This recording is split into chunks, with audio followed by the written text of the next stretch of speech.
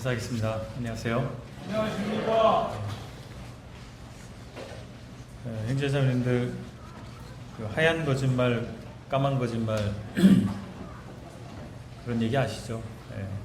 뭐 하얀 거짓말을 다른 말로 선의의 거짓말, 좋은 의도로 하는 거짓말, 좋은 목적을 위해서 하는 거짓말, 이렇게 이야기하기도 합니다. 그러면 정말 선한 거짓말, 선의의 거짓말을 또 뭐 선한 거짓말이다 이렇게 말하기도 하는데, 선한 거짓말이 있다고 믿으십니까? 아니면 없다고 믿으십니까? 그렇다면 우리는 어느 정도 정직해야 하는가? 그리스도인들은 정직해야 된다 이런 생각을 다 하시잖아요. 그런데 어느 정도 수준까지 정직해야 되느냐라고 하는 것이죠. 그리고 우리는 어느 정도 수준까지 정직할 수 있을까라고 하는 겁니다. 쉽지 않은 질문입니다. 우리가 이 자녀들을 양육할 때 또는 학교에서 선생님들이 거짓말 하지 마라 이렇게 가르칩니다.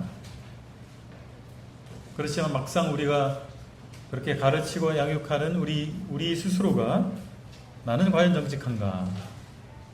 되물어보면 쉽지 않은 문제입니다. 오늘 10계명 강의 9번째 시간으로 제9계명 내 이웃에 대하여 거짓 증거하지 말라라고 하는 9계명을 한번 살펴보기를 원합니다. 먼저 우리가 생각해 봐야 되는 것은 말에 힘이 있고 또 이 하나님의 우리에게 인간에게 주신 이 언어의 문제도 인간이 타락하게 됐을 때 그 영향을 받아서 문제가 생겼다라고 하는 사실입니다. 말의 힘과 타락에 관한 부분입니다.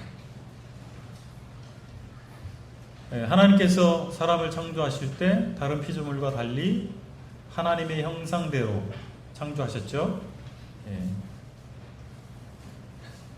그래서 하나님께서 인간을 하나님 형상으로 창조하셨는데 우리가 하나님 닮은 것들이 많이 있어요. 그 중에서 굉장히 중요한 게 하나님을 닮았는데 그게 무엇입니까? 언어라고 하는 것입니다. 말이라고 하는 거예요. 하나님이 창조한 피조물들이 참으로 신묘막측하고 제각기 참 대단하게 존재하잖아요. 그렇지만 그 어떤 피조물도, 인간을 제외한 그 어떤 피조물도 언어를 갖고 있지 않습니다. 그래서 말이라고 하는 것은 인간이 하나님을 닮은 것 중에서 굉장히 중요한 특징 중에 하나인 것이죠. 이 우리의 언어로 오늘 아침에 하나님을 예배하고 또 하나님께서 하신 말씀을 지금 듣고 계십니다. 그렇죠? 우리는 언어로서 하나님의 형상을 닮은 것 중에서 이 언어로서 하나님과 교제하는 존재고 하나님께 예배하는 존재입니다. 그러니까 이 언어가 얼마나 중요하겠어요? 그럼 하나님께서 주신 언어의 첫 번째 기능은 물건이나 어떤 사건을 묘사하는 기능을 가지고 있습니다. 그렇죠? 이것을 뭐라고 합니까? 컵. 이렇게 물건을 묘사하기도 하고. 어제 무슨 일이 있었어요? 지저스 컨퍼런스가 끝났네요. 어제. 이렇게 어떤 사건, 상황을 묘사하기도 합니다. 두 번째 기능은 서로 관계를 맺는 것입니다. 그리고 세상을 움직이는 것입니다. 이것이 언어의 두 번째 기능입니다. 사랑해서 결혼하시잖아요. 결혼하셨죠? 그때가 언제인가 추억으로 남아 계십니까? 아니면 지금도 뜨겁게 사랑하고 계십니까? 프로포즈 하잖아요. 프로포즈 할 때 다양한 이벤트도 하시긴 하시지만 결국엔 뭐가 들어가는 거예요? 말이에요. 나와 함께 인생을 살아보지 않겠소? 그런 말도 있죠? 내 알을 낳아도 이런 아주 올드한 고백도 있습니다만 어쨌든 말이라고 하는 것은 서로의 관계를 형성하는 것이죠. 그리고 세상을 움직이는 게 말입니다. 8.15 경축사를 대통령이 항상 하잖아요. 그럼 그 나라, 이 상황에서 이 나라를 움직이는 방향을 설정해 주는 거예요. 그래서 관심이 많잖아요. 뉴스에 보도가 되죠. 8.15 경축사에 대통령이 무슨 말을 했는가. 말이 세상을 움직이기도 합니다. 성혼선언 하잖아요. 결혼식 할 때 성혼선언, 주례자가 이제 하나님 앞에서, 모든 하객 앞에서 두 사람이 이제 부부가 됐음을 선언합니다. 이 성혼선언이 아무것도 아닌 것입니다. 아무것도 아닌 것이 아니라 중대한 의미를, 중대한 선포를 하는 것입니다. 부부가 됐음을 선언하는 거예요. 우리 재판을 할 때 판결문이 있잖아요. 검사가 고발을 하고 변호사가 변호를 하고 그런 과정을 거쳐서 최종적으로 판결문이 납니다. 법정에서. 그 판결문은 법적 효력을 발휘하게 하는 거예요.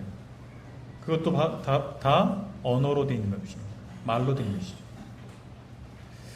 그래서 어떤 상황을 정리하고 새로운 상황을 만드는 힘, 새로운 상황을 창조해내는 힘이 바로 말에 있다라고 하는 것입니다. 하나님께서는 이 세상을 무엇으로 창조하셨어요? 말씀으로 창조하셨어요. 그리고 히브리서 1장 3절에 있는 것처럼 그의 능력의 말씀으로 만물을 붙들고 계십니다. 그러니까 이 말이라고 하는 것은 엄청난 힘을 가지고 있는 거예요. 그런데 에덴 동산에서 우리의 조상 아담 할아버지께서 하와 할머니와 함께 타락했죠. 인류의 조상이 처음 타락하게 됐을 때 하나님께서 주신 모든 선물도 변질됐습니다. 좋은 선물일수록 더 악하게 변질이 됐어요. 그렇지 않습니까? 하나님 우리에게 주신 많은 선물들이 있는데 그게 중요한 것일수록 더 아주 악하게 변질됐다는 사실입니다.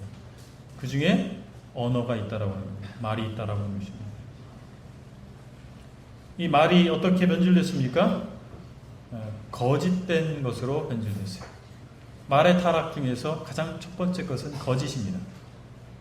하나님께서는 우리에게 말이라고 하는, 언어라고 하는 선물을 주셨을 때 그 말을 선용하도록, 참된 것에 사용하도록 주신 거예요. 근데 그 말 자체를 거짓말로 만들어버린 것이죠. 두 번째는 그 말의 힘으로 이웃에게 해를 끼치는 거예요. 사람을 살리고 세상을 올바른 방향으로 나아가게 하는 것이 하나님께서 우리에게 주신 말의 목적이었습니다. 그런데 이웃을 해하는 방법으로 말을 사용하게 된 것입니다. 그렇다면 이 거짓의 기원이 어디에 있습니까? 어디에 있죠? 마귀에게 있잖아요. 마귀에게부터 온 것이잖아요. 우리가 잘 아는 요한복음 8장 44절의 말씀인데 주보에도 나와 있죠? 같이 한번 읽어볼까요? 시작. 너희는 너희 아비 마귀에게서 났으니 너희 아비의 욕심대로 너희도 행하고자 하느니라. 그는 처음부터 살인한 자요 진리가 그 속에 없으므로 진리에 서지 못하고 거짓을 말할 때마다 제 것으로 말하나니 이는 그가 거짓말쟁이요 거짓의 아비가 되었음이라. 우리가 거짓말을 하는 순간 우리는 마귀에게 속한 자가 되는 것입니다. 물론 우리가 예수 그리스도를 믿기 때문에 믿는 순간 우리 신분이 바뀌었잖아요. 우리 소속이 마귀 소속에서 하나님 소속으로 바뀌었잖아요. 그러나 우리가 거짓말하게 될 때 우리 소속과 다른 행위를 하는 거예요. 우리 옛적 소속의 행위를 하는 것이죠. 마귀에게 속했던 그 짓을 하는 거죠. 마귀가 사람을 유혹할 때 거짓말로 유혹을 했습니다. 선악과를 따먹도록 할 때 참말을 한 게 아니에요. 거짓말을 했죠. 하나님께서는 따먹으면 정령 죽으려, 반드시 죽을 것이다. 근데 마귀는 어떻게 했습니까? 절대 죽지 않아. 하나님을 거짓말자기로 만드는 거예요. 그게 사실 거짓말이죠. 그리고 어떻게 된다 그랬어요? 네가 먹으면 하나님이 될 수 있어. 하나님이 됐나요? 아니죠. 하나님의 원수가 되어버렸죠. 다 거짓말인 거예요. 인간을 타락시킬 때도 거짓말을 통해서 타락하게 만들었고, 타락한 인간이 타락한 삶을 살도록, 계속해서 삐뚤어진 삶을 살도록, 실패한 삶을 살도록 하는 것이 거짓말이라고 하는 것입니다.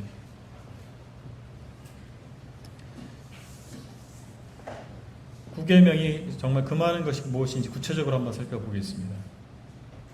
먼저 첫 번째 살펴볼 수 있는 것은 법정에서의 위증입니다. 거짓 증거죠. 좁은 의미에서 사실 이 구계명은 법정에서의 위증 문제를 다루는 것입니다. 법정에서 거짓 증거하지 말라는 것입니다. 구약에서 법적인 판결을 내릴 때 2명 이상의 증인들을 요구했습니다. 신약에서도 마찬가지죠? 신약에서도 마찬가지예요. 2명 이상의 증인을 요구합니다. 교회에서 징계를 처리할 때 어떤 사람이 도덕적인, 교리적인 문제가 있다라고 하면 그것에 대해서 2명 이상의 증인을 요구합니다. 신약교회도 마찬가지예요. 그런데 예수님의 재판 사건을 한번 생각해 보시기 바랍니다. 예수님께서 재판 받으실 때 예수님을 고소한 사람들이 그 고소한 내용이 참말이었습니까? 아니면 거짓이었습니까? 거짓이잖아요. 예수님께서 로마 제국에 대해서 반역을 꾀한 적이 있으세요? 없습니다. 예수님께서는 하나님의 나라를 선포했고 만인들에게 복음을 전하신 거예요. 근데 예수님을 고소한 이 증인들은 어떤 증언을 했어요? 황제를 고백, 스스로 황제라고 했다. 이 나라 로마 제국을 전복시킬 자다. 거짓 고소였습니다. 거짓말이었어요. 예수님께서 그래서 십자가에 못 박히셨잖아요. 죽임을 당하셨죠. 이유는 거짓말 때문에 그렇게 된 거예요. 예수님이 십자가에 못 박도록 하는 것은 거짓말이었던 것입니다. 우리는 못 살던 나라에서 6.25 전쟁의 폐허에서 잘 살아보려고 하다 보니까, 그리고 후발주자잖아요.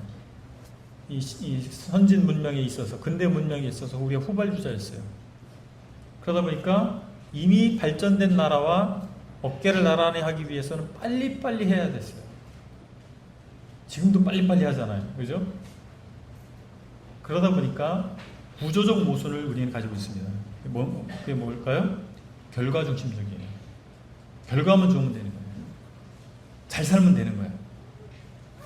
잘 살긴 했어요. 그런데 지속적으로 우리 사회가 가지고 있는, 우리 국가가 가지고 있는 구조적 모순이 여전히 존재한다고 하는 것입니다. 이것이 개선되지 않으면 우리 진정한 선진국이 될 수 없을 거예요. 그게 무엇입니까? 결과 중심이에요. 끝만 좋으면 되는 거예요.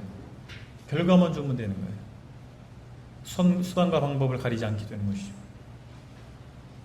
그런데 우리가 하나님 믿는 우리로서는 성경적 가치관을 통해서 볼 때 과연 그렇습니까? 결과만 좋으면 될까요? 그렇지 않습니다. 결과 중심적으로 사는 사람들은 거짓말이 대수롭지 않아요. 거짓말을 해도 소원을 이루면 되지 않냐. 사람들이 잘 되게 되면 되지 않느냐.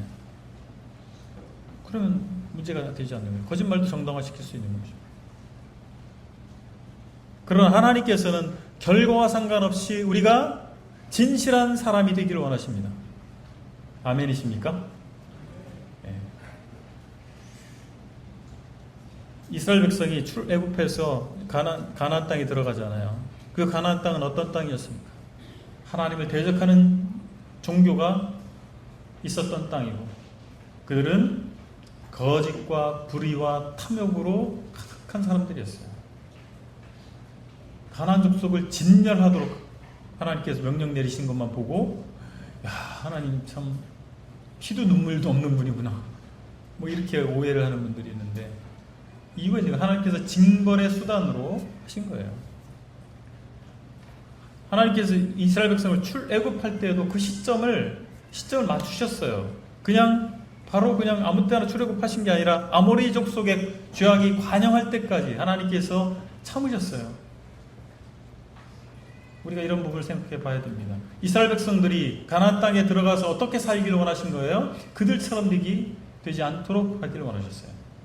그들처럼이 무엇입니까? 우리는, 이스라엘 백성들은 정직한 사람들, 정직한 삶을 살기를 원하셨다는 것입니다.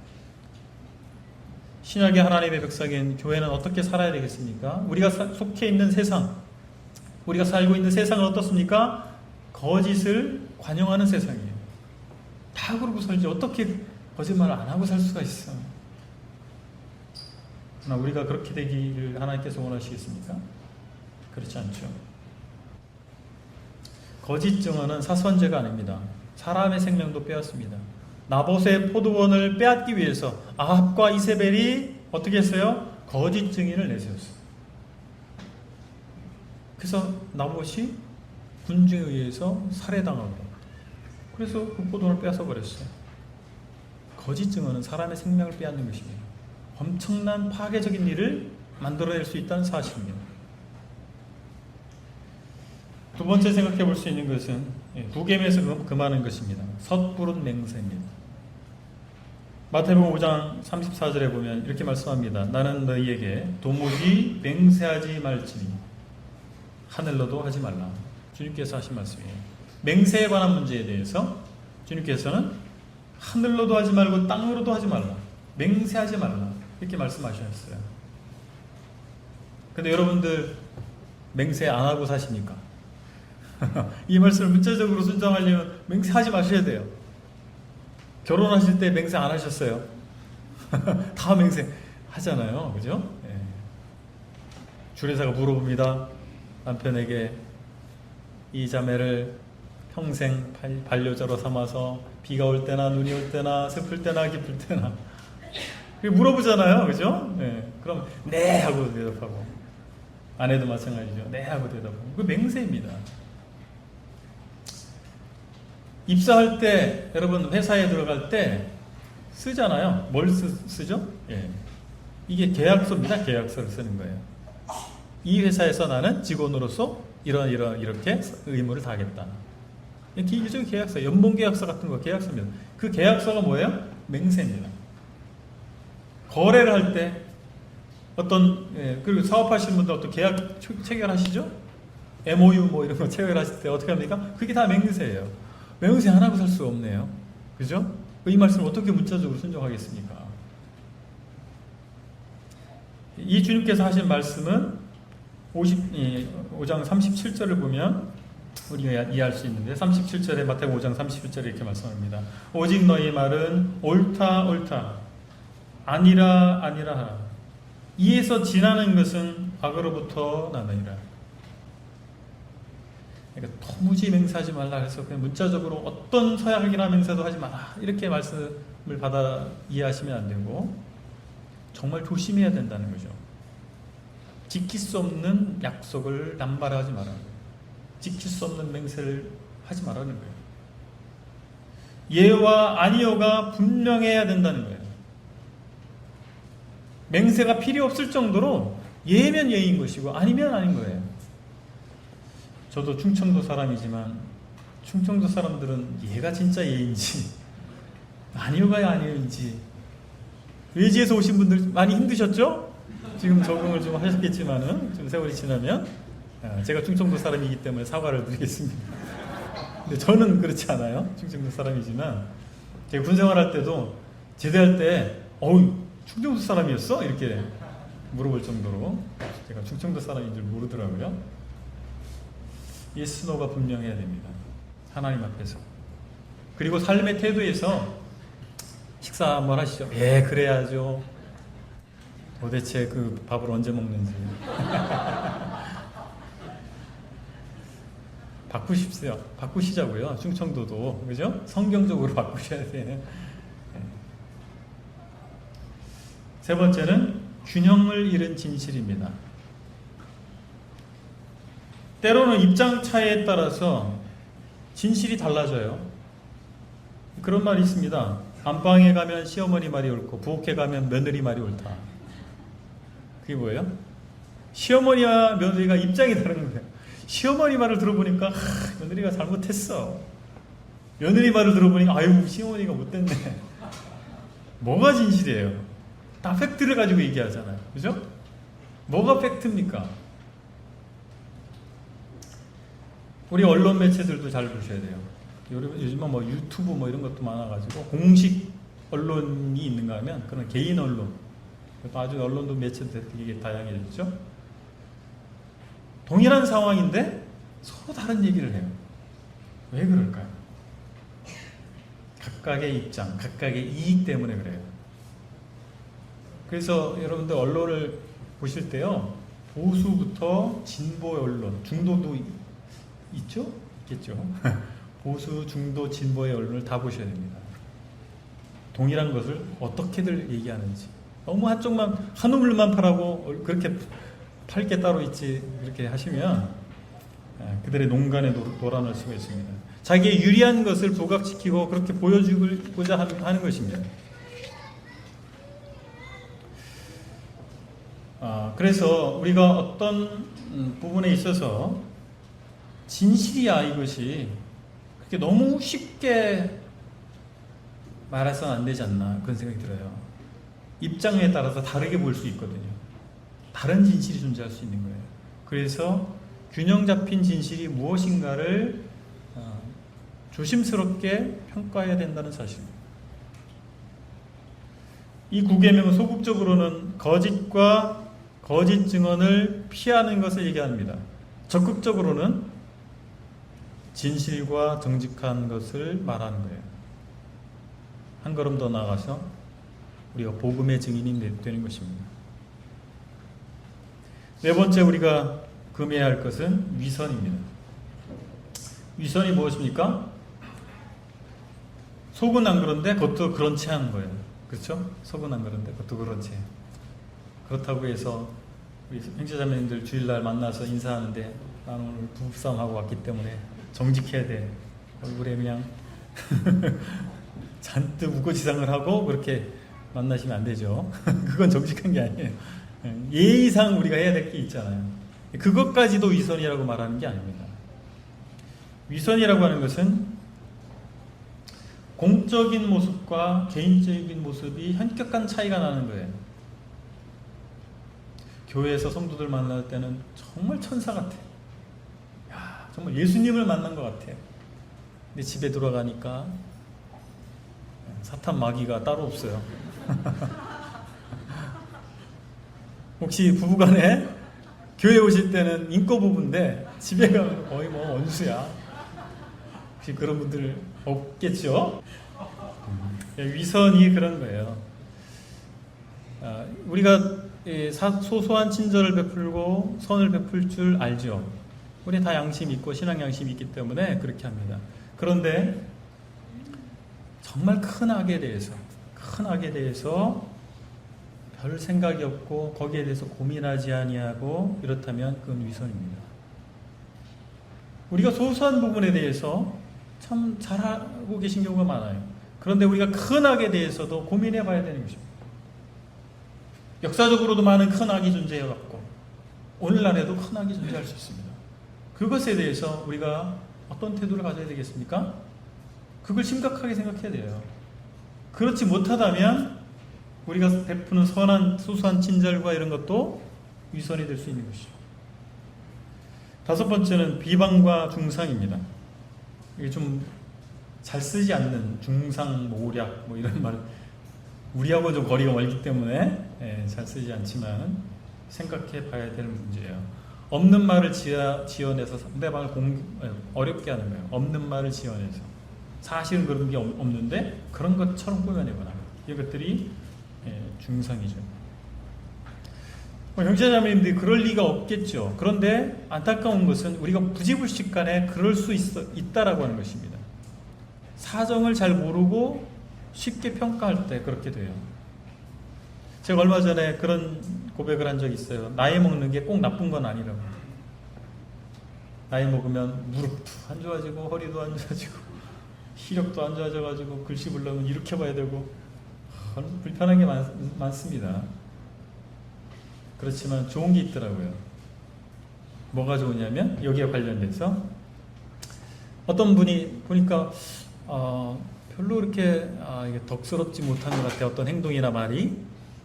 그래도 내가 모르는 무슨 사정이 있을 수 있다. 그런 생각을 좀 하게 되는 것 같아요. 나이가 한 살, 두 살 더 먹을수록. 옛날에는 어떻게 그럴 수가 있어? 왜 저러지? 좀 더 나이가 적을 때는 그랬던 것 같은데 나이가 좀 더 먹으니까 그런 이해심이 좀 생기는 것 같아요. 우리가 다 물어볼 수 없어요. 다 파악해 볼 수 없습니다. 그래서 어느 정도 그 사람에 대해서 쉽게 저 사람은 이런 사람이야 라고 평가하는 것을 조심해야 되지 않겠는가. 잘못해서 중상할 수 있거든요. 중상모략이 다른 게 아닙니다. 그럴 수가 있다는 사실입니다. 여섯 번째는 무엇입니까? 비판과 아첨과 선동인데, 비판은 이 중상과 좀 비슷한데, 아무런 명백하게 다 확인했어요. 명백한 사실을 확인했어요. 그 사람이 분명히 잘못된 어떤 것이 있어요. 그렇다 할지라도 너무 쉽게 비난하지 말아야 된다는 사실입니다. 먼저 자신을 돌아보는 거예요. 나는 그럼 괜찮은가? 내가 과연 이 말을, 비판의 말을 할 수 있는 자격이 있는가? 자신을 살필 필요가 있다는 사실이죠. 아첨은 무엇입니까? 우리가 칭찬과 아첨을 혼동하는 경우가 많아요. 아이들을 칭찬할 필요가 있잖아요. 격려와 칭찬이 필요하죠. 뭐 고래도 춤추게 한다고 그러잖아요. 그 고래를 길들일 때 그 범고래라고 상어도 잡아먹는 아주 무시무시한 고래인데 그걸 훈련시키잖아요. 그래서 걔가 재주를 부린단 말이죠. 사람들 앞에서. 칭찬을 통해서 그렇게 한다고 합니다. 그런데 칭찬과 아첨의 차이가 어디 있을까요? 과도한 칭찬은 아첨처럼 될 수 있습니다. 그러니까 진짜 그 사람이 잘한 것을 칭찬해야지 그냥 칭찬을 위한 칭찬을 하면 그거는 과도한 칭찬이죠. 그리고 구체적으로 아첨은 환심을 사기 위한 거예요. 그 사람이 진짜 그럴 만한 사람이 아닌데, 그렇게 칭찬을 할 만한 사람이 아닌데 그 사람에게 환심을 얻기 위해서, 그 사람의 마음을 얻기 위해서, 그것이 아첨이죠. 잘 보이려고 하는 거. 아첨은 그 대상자와 본인을 다 망하게 하는 거예요. 과거 왕조 시대 때 간신이라 그러잖아요. 간신이 뭐 하는 사람이에요? 아첨하는 사람이에요. 왕이 잘못해도 전하 훌륭하십니다. 옛날 그런 얘기가 있었어요. 어느 지도자가 방귀를 껐어요. 방귀를 끄니까 각하 시원하시겠습니다. 이렇게 말을 했다는 망하게 하는 거죠. 그 사람에게 조언을 해주고 잘못됐을 때 이런 말을 해줄 수 있어야 돼요. 지도자들이 자신에게 정직한 조언을 해줄 수 있는 사람이 있다라고 하는 것은 복이다, 이런 말을 합니다. 그냥 언로가 다 막혀버렸어요. 너무 눈치 보고 그 사람이 기뻐할 만한 말을 해주는 사람만 주변에 있으면 어떻게 되겠어요? 바른 판단을 못하게 되는 것이죠. 그 다음에 선동이 있습니다. 선동은 내 편, 네 편을 나눠서 내 편을 잘되게 하기 위해서 사람들의 마음을 미혹시키는 겁니다. 그게 선동이죠. 선전, 선동 뭐 이런 얘기 하지 않습니까? 그게 선동입니다. 내 편은 무조건 옳고 상대편은 무조건 잘못되고. 우리는 그렇게 흑백 논리로 하면 너무 쉬워요. 그렇지 않습니까? 흑백 논리로 얘기하기 시작하면 쉬운 거예요. 적 아니면 동지예요. 근데 과연 그런가요? 아닌 경우가 굉장히 많습니다. 특별히 성도들끼리 신앙생활을 할 때 적 아니면 동지 이럴 수가 있어요? 아니죠. 우리는 다 동지예요. 다 아군입니다. 다만 분별이 다를 수가 있는 것이죠. 입장이 다를 수가 있는 것이고, 그것을 혼동하시면 안 되죠. 자, 이 9계명, 제9계명을 실천을 해야 되는데 어떻게 실천할 수 있을까요? 첫 번째, 거짓의 유혹을 극복해야 됩니다.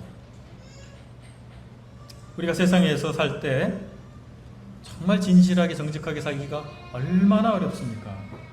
장사하시는 분들 어느 수준까지 이 제품을 좋다고 얘기해야 될까요? 옛날 약장수가 있죠. 자, 애들은 가라. 그래서 이거 한 번만 먹어봐. 그 약장수가 왜 약장수예요? 실제 그게 그렇지 않잖아요. 그 정도는 아닌데 그 정도라고 얘기하니까 이게 거짓말인 거예요. 이 장사하시는 분들이 이 유혹에 빠집니다. 이게 쉽지 않아요. 저도 직장에서 13년간 이거 비슷한 일을 했거든요. 그 자료 만들어주는 거예요. 제가 화장품 회사에서 화장품 만드는 일을 했는데 마케팅이나 영업 쪽에 이 제품이 뭐가 좋은지를 데이터를 만들어주는 거예요. 쉽지 않습니다. 그 경험을 하면서 제가 다른 것도 다 그렇겠지 이런 생각을 합니다. 실제 그렇지 않아요. 그런 게 어디 있어요. 광고 이렇게 듣고 이렇게 하실 때요, 반쯤 접고 생각을 하셔야 됩니다. 우리 또 사업하실 때 어떻습니까? 정직하게 세금 신고 100% 하면 망하더라고요. 참 이상한 구조예요. 이거 참 개선할 게 많은데. 그 그리스도인 양심이 있기 때문에 참 그 세금 신고할 때도 정직하게 하려고 노력하지만 이게 참 쉽지 않습니다. 학자들, 우리 교회도 뭐 교수님도 계시고 그런데 어떻습니까? 논문을 계속 쓰셔야 돼요. 이 학자들은. 그렇죠? 예. 근데 저도 그쪽 비슷한 관련된 공부를 하고 있기 때문에 보다 보면 논문을 위한 논문인 경우도 많아요. 그런 것들은 다 진실은 아니잖아요. 그렇죠? 쉽지가 않습니다. 또 우리가 유혹을 극복해야 될 것 중에 하나는 마음의 방어 기제예요. 이 부분을 생각해 보셔야 됩니다. 이게 좀 어려운 말이긴 한데 다른 게 아니라 쉽게 생각하면 이렇습니다. 무의식적으로 자신을 속이는 거예요. 어떻게 속이냐면 과거에 너무나 슬픈 일, 너무 힘든 일이 있었어요. 그럼 무의식적으로 자기 자신을 보호하기 위해서 그걸 기억에서 지워버립니다. 그래서 정말 힘들었던 과거의 일인데 그것을 미화시켜요. 여러분, 지나간 일은 다 아름답지 않아요? 이상하게 지나간 일은 다 아름다워요. 그게 바로 그 미화시키는 거예요. 실제로 그렇게 아름다운 게 아니에요. 내가 스스로 나의 마음을 보호하기 위해서, 나의 멘탈이 붕괴되는 것을, 멘붕이라고 그러잖아요. 멘탈이 붕괴되는 것을 막기 위해서 미화시키거나 기억에서 삭제시키거나 이렇게 하는 겁니다. 또는 내가 잘못을 하고 있어요. 근데 상대방이 내 잘못을 막 알고 나를 비난할 것 같아요. 그러니까 오히려 내가 먼저 상대방을 선제 공격하는 거죠. 상대방을 막 공격하는 거예요. 이런 것들은 투사, 프로젝션 이렇게 표현을 하더라고요. 또는 자기 합리화 이런 것들이 다 방어 기제입니다. 야구 선수가 삼진아웃 탁 당하고 나면 빠따를 잘못 갖고 나온 것 같은데 이렇게 다 이런 것이 방어 기제죠. 빠따가 잘못한 게 하나도 없죠. 자기가 잘못 쳐가지고 다 이런 것들이 우리가 가지고 있는 요소가 있다는 거예요. 우리가 인간이기 때문에 연약하기 때문에. 그러나 이런 부분을 조심해야 되는 거예요. 누구나 이렇게 자기 스스로를 보호하기 위해서 자기를 합리화시키거나 내 기억에서 삭제시키려고 하거나 미화시키려고 하는 그런 동기를 가지고 있다라고 하는 겁니다. 세 번째는 선한 목적으로 거짓을 정당화하려는 유혹입니다. 출애굽기 23장에 있는 말씀을 인용했는데 23장 2절로 3절인데 제가 읽어드리겠습니다. 다수를 따라 악을 행하지 말며 송사의 다수를 따라 부당한 증언을 하지 말며 가난한 자의 송사라고 해서 편벽되이 두둔하지 말지니라. 가난한 사람, 약한 사람을 도와주는 거 잘하는 거죠. 그죠? 근데 그것을 하기 위해서 편벽되이 두둔해서는 안 된다라고 하는 것이 하나님의 말씀입니다. 그러니까 선한 목적을 위해서 거짓을 행하는 것을 정당화시켜서는 안 된다라고 하는 거예요. 잘못된 것을 정당화시켜서는 안 된다는 거예요. 목적이 아무리 훌륭하고 선하다 할지라도 그걸 이루는 방법, 그 목적을 얻어내는 방법 또한 선해야 된다라고 하는 것이 하나님의 말씀입니다. 그렇다면 화이트 라이, 선한 거짓말, 하얀 거짓말이 있습니까? 있을 수 있어요? 아니라고 하는 거예요. 하나님께서 선한 거짓말을 인정하지 않으신다라는 것입니다. 그렇다면 우리가 이 9계명, 내 이웃에게 거짓 증언하지 말라고 하는 이 9계명을 구체적으로 실천할 수 있는 두 번째 것은 바로 복음의 증인이 되는 것입니다. 예수님께서 제자들에게 십자가의 부활의 증인이 되라고 말씀하셨습니다. 요가복 24장 48절에서 너희는 이 모든 일의 증인이라. 우리가 예수 그리스도를 만났습니다. 우리가 하나님을 만났습니다. 우리가 진리 대신 그분의 말씀을 알았어요. 그럼 우리가 어떻게 됩니까? 증인이 되어야 되는 것입니다. 거짓 증인이 돼서는 안 되고 우리가 참된 증인, 우리가 본 대로 느낀 대로 우리가 체험한 이 사실에 대해서, 이 위대한 하나님의 복음에 대해서, 하나님의 은혜와 사랑에 대해서, 그분의 참되심에 대해서, 그분의 거룩하심에 대해서, 그분의 교회에 대해서 증인이 되어야 될 것입니다. 오늘 교훈을 정리하겠습니다. 말은 인격의 표현입니다. 거짓말이 그 사람을 거짓된 사람으로 만드는 것이 아니고 그 사람이 거짓되기 때문에, 거짓된 사람이기 때문에 거짓말을 하는 것입니다. 반대로 참말이 그 사람을 참된 사람으로 만드는 것이 아니라 그 사람이 참되다면 참말을 하게 되는 것입니다. 우리가 하나님의 자녀가 됐잖아요. 이 정체성을 분명히 해야 됩니다. 하나님은 거룩하신 분이시고 하나님은 시건치 아니하시는 분이시잖아요. 참되신 분이시잖아요. 그분의 자녀잖아요. 그럼 어떻게 하셔야 되겠어요? 우리는 참말을 하는 사람이 되어야 됩니다. 진실한 말을 위해서 내 인격 자체가 진실한 인격체가 되어야 됩니다. 시편 139편 23절 24절에 이렇게 다윗이 고백합니다. 하나님이여 나를 살피사 내 마음을 아시며 나를 시험하사 내 뜻을 아옵소서. 내게 무슨 악한 행위가 있나 보시고 나를 영원한 길로 인도하소서. 잘 될 때, 승승장구 잘 될 때 넘어지기 쉽습니다. 다윗이 그랬잖아요. 나라가 부강해지고 병사들은, 다윗이 평생을 전쟁을 치렀던 사람이거든요. 근데 잘 되다 보니까 자기가 전쟁터에 안 나가도 돼요, 굳이. 그 장수들이 나가서 전쟁터 싸우고 자기는 뭐 할 일이 없는 거예요. 갑자기 왕궁에서 왔다 갔다 하다가 밧세바를 봤잖아요. 목욕하는 밧세바. 그리고 밧세바 자기 충신의 아내를 취하고 불륜을 저지르고 그것을 은폐하기 위해서 자기 충신도 죽이고, 어떻게 다윗이 그럴 수가 있을까 생각을 하잖아요. 그리고 나단 선지자의 고발을, 정죄를 받고 하나님 앞에 회개하고, 그 후에 다윗이 이렇게 바뀐 거예요. 어떻게 기도하고 있습니까? 내가 나를 잘 모를 수 있다는 거예요. 그래서 하나님, 내게 무슨 악한 행위가 있는가 하나님이 살펴주세요. 하나님께 더 자세히 나 자신을 볼 수 있게 해달라고 기도하고 있지 않습니까? 우리의 실패를 통해서 교훈을 얻는 것은 차등한 것이죠. 더 가치 있는 것은 무엇입니까? 실패하지 않고 배울 수 있어야 되겠죠. 그럼에도 불구하고 우리가 실패했을 때 그것을 교훈 삼아서 다시는 그런 구덩이에 빠지지 않아야 될 것입니다. 그리고 선배들의 실패를 보고 역사의 교훈을 통해서 우리는 그들이 빠졌던 구덩이에 우리도 빠져서는 안 되잖아요. 그리고 우리의 정체성을 분명히 해야 될 것입니다. 우리는 어떤 사람입니까? 거룩하신 참되신 하나님의 자녀들입니다.